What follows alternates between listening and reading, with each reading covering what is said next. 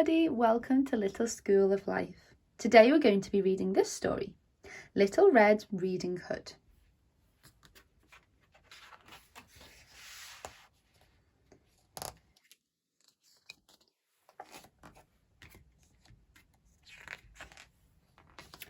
Little Red Riding Hood loved reading books, always curled up inside crannies and nooks. She read in the bathroom, she read on the porch, she read late at night by the light of a torch. Flicking through pages, her little head bowed, dreaming up stories and laughing out loud. But one day her mother said, "What is to do? Red, this old library book's long overdue. You must take it back to the library today, but listen, I've something important to say. Don't ever stray from the path in the wood." "Yes, Mum," said Red, and she pulled up her hood. As Red skipped along, it was lovely and sunny, but suddenly Red felt a little bit funny. A wolf jumped in front of her. Gruffly, he said, "Where are you taking that book, Little Red?" "The library," she answered, "to hand it back in." "Oh," said the wolf, and he started to grin. The wolf licked his lips and he had a good hunch that Little Red Riding Hood might do for lunch. He thought, "She looks tasty, a flavoursome treat, and maybe I'll read her a book after I eat." The wolf had a plan, so he said with a smile, "But why don't you stay here and read for a while?" Red was quite tempted. Her book was so good, so she strayed from the path and she sat in the wood. 10 minutes, she said, as she started to read, and off ran the wolf at lightning fast speed. Now, books have all sorts of strange magical powers, and that afternoon Red was reading for hours.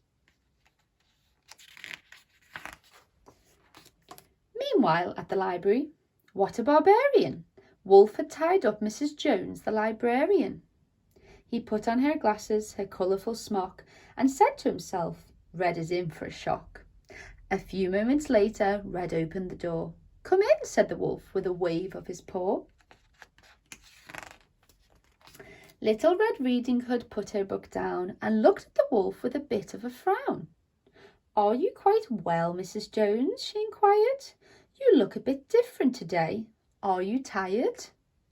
Red gasped, "What big eyes!" And then Wolf with a sneer said, "Yes, all the better for reading, my dear."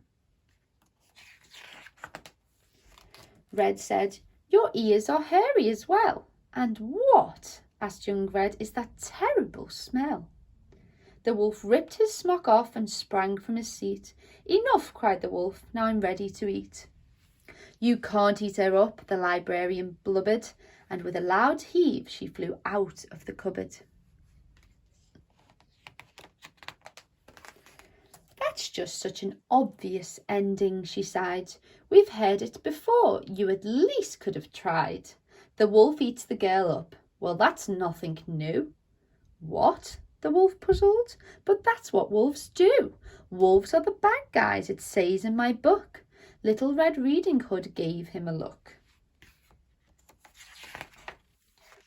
She sat by the wolf and, despite her unease, said, "Stories can end any way that you please." "You don't like an ending?" Red Riding Hood said. "Then change it, arrange it again in your head. Just switch it and stitch it up some other way." The wolf nodded slowly and whispered, "Okay."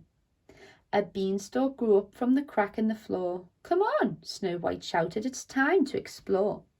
Peter Pan noticed the fairy dust settle, "And now you can fly," he told Hansel and Gretel.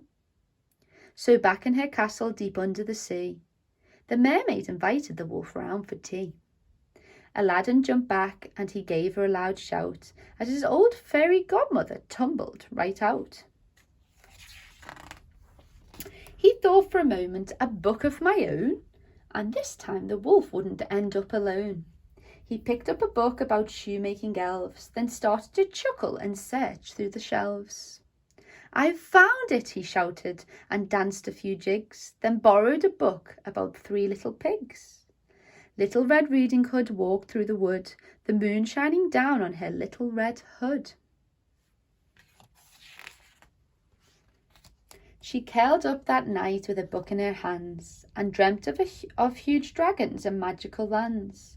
For whilst leaving footpaths should never be done, straying from stories is all sorts of fun. The end. I hope you enjoyed that one. Don't forget to subscribe for some more stories.